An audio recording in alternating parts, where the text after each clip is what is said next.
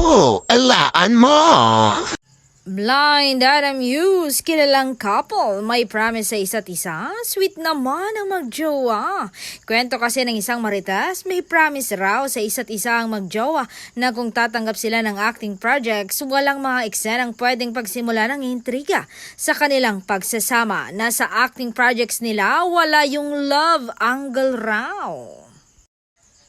Kwento kasi ng isang taong malapit sa magjowa na wag na nating pangalanan, ayaw daw ng dalawa yung mga project na ipapareha sila sa iba at may love angle na pwedeng pagsimulan ng intriga sa kanilang pagsasama. Tama naman sila, syempre ang saya ng kanilang relasyon ay naman nilang masamahan yon ng intriga kapag ipanareha sila sa iba sa kanilang acting projects. Chika, pero kaya ba nilang panindigan iyon?